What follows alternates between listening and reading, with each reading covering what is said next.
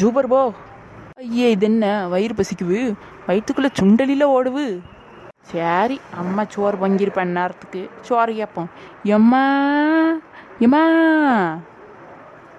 என்னடி சும்மா அலறிட்டு கிடக்கா? நிம்மதி அங்கே வேலை செய்ய முடியும் உன்னால? சரி எதுக்கு கூப்பிட்டா சொல்லு, அங்கே 1000 சொல்லி கிடக்குது. இல்லைம்மா பசிக்கு, ஏதாவது சோறு இருந்தால் போடுதா. சரி என்ன சோறு செஞ்சா? அப்படி கேளு. அம்மா நல்ல புளி தக்காளி எல்லாம் போட்டு சூப்பரா பிள்ளைக்கு புளிக்குழம்பு வச்சிருக்கனால நாக்குக்கு சொனையா இருக்கும் பார்த்துடு. சரியா? அதுக்கப்புறம் அரிசி வடகம் நம்ம அன்னைக்கு போட்டோம்ல பழைய சோறு வச்சு, அந்த அரிசி வடகம் இருக்கு. படிச்சுக்கிட்டு சாப்பிட்டு படுத்துக்கடை, நான் இந்த வாரேன். எது புளிக்குழம்பா? அதுக்கேண்டி இடி விழுந்த மாதிரி வாயான்னு வச்சிருக்க? நீ வச்ச புளிக்குழம்பெல்லாம் மனுஷன் திம்மானா? சை கர்மம். அதையே தூக்கி தெரு ஓரத்தில் ஏதாவது நாய் பேய் கிடக்கும், அது கொட்டு, எனக்கு வேணாம். அக்கா அம்மா அழகா சமைச்சிருக்கேன் மக்கா, உனக்காக வந்து 1 ரூபா சாப்பிட்டு போனேன்னா கூட நல்லா இருக்கும்.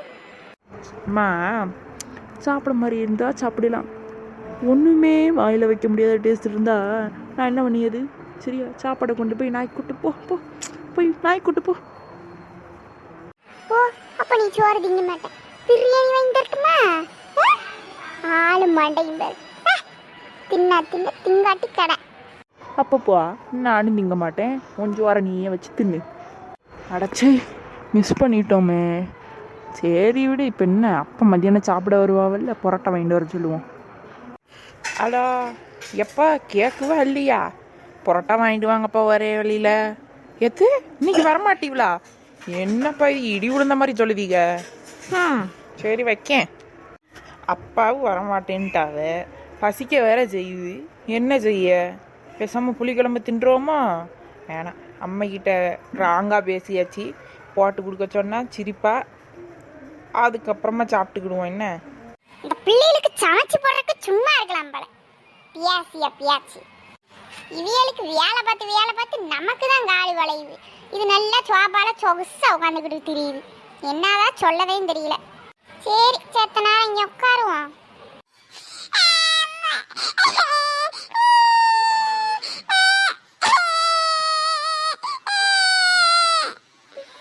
என் பிள்ளை இல்லாமா அழுவக்கூடாது, நல்லா பாப்பால.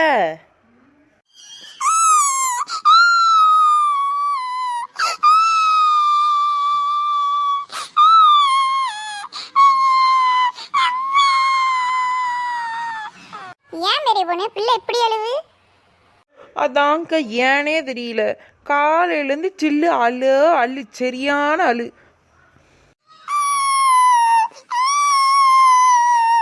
உடம்பு கிடம்பு சரியில்லையாமா? இல்லக்கா அதெல்லாம் நல்லா தான் இருக்கா, இன்னனே தெரியல, காலையிலேருந்து அழுதுட்டே கிடக்கா. சரி பிள்ளைய இங்க கொண்டா.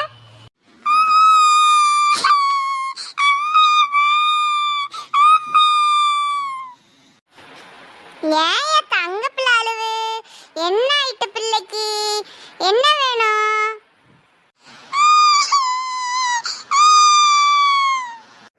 பத்தியா தாய் கிழவிக்கு கொஞ்சல.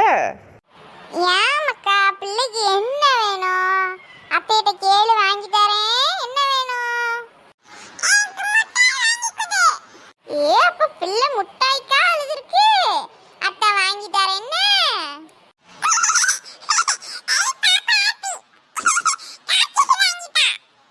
ஏன் அம்மா சாக்லேட் வாங்கி தரோன்னு என் பிள்ளைக்கு சந்தோஷத்தை பாரு. பாரு பிள்ளை இதுக்கிட்ட அழுதுருக்கு, இதுக்கு போட்டுக்கிட்டு பயந்துட்டுல தெரியாமா?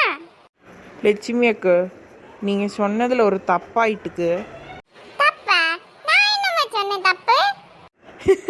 இல்லைக்க, நீங்கள் அவளை அத்தை வாங்கி தரேன்னு சொன்னீங்கல்ல, நீங்கள் அத்தை இல்லை, அவளுக்கு பாட்டி முறைலாம் வருது, எப்படி நீங்கள் அவளை அத்தைன்னு சொல்லலாம்? தாய்க்கிழவிங்கிறது இதுலையே அப்பண்டமா தெரியுது. ஆளு மூஞ்சி முகரக்கட்டையும் பேரு, ஆளுதான் வளர்ந்துருக்கிற தவிர்த்து அறிவு கொஞ்சம் கூட வளரல. எங்கள கோசலட்டுன்னு தெரியல. எம்மா தாய்க்கிழவிக்கு கோத்த பாரு. இல்ல லட்சு சொல்லதானே செஞ்சேன். எக்க என்ன ஏசாதி வைக்க பிள்ளை இருக்கல்ல. பிள்ளை இருந்தா இருக்கட்டும். சரி மக்களே, அவ கணக்கா இருக்கி. சேனலை சப்ஸ்கிரைப் பண்ணாம போயிடாதீங்க, சப்ஸ்கிரைப் பண்ணுங்க. அதோட இன்னொரு விஷயம், சூப்பரான விஷயம் சொல்கிறேன். நாங்கள் டெய்லியும் போடுற வீடியோவில் ரெட் கலர் அல்லது ப்ளூ கலர் ஹார்ட்டை கமெண்ட் பண்ணிங்கன்னா, டெய்லி கமெண்ட் பண்ணுற ஒரு 3 மெம்பர்ஸை செலக்ட் பண்ணி விடுகதைக்கு கொடுக்குறதா இருந்தால் அந்த ஸ்டேஷ்னரி கிட்ட உங்களுக்கு இந்த வீடியோவுக்கு கமெண்ட் பண்ணுற ரெகுலர் மெம்பர்ஸை நாங்கள் உங்களுக்கு கொடுப்போம். ஸோ அதனால் மறக்காமல் கமெண்ட் பண்ணி பரிசை எடுத்துக்கோங்க. இந்த மாதம் மட்டும்தான் அவங்களுக்கு இந்த ஆஃபர் கிடைக்கும்.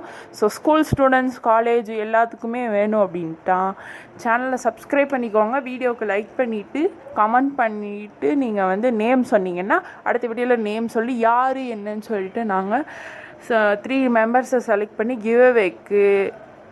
கிவ்அவேக்கு நாங்கள் வந்து 3 பேர் செலக்ட் பண்ணவங்கக்கிட்ட அட்ரஸ் கேட்பேன். அட்ரஸ் கொடுத்தீங்கன்னா நேரடியாகவே உங்கள் கிட்ட வந்து எங்களோட ஸ்டேஷ்னரி கிட் வந்து சேர்ந்துடும்.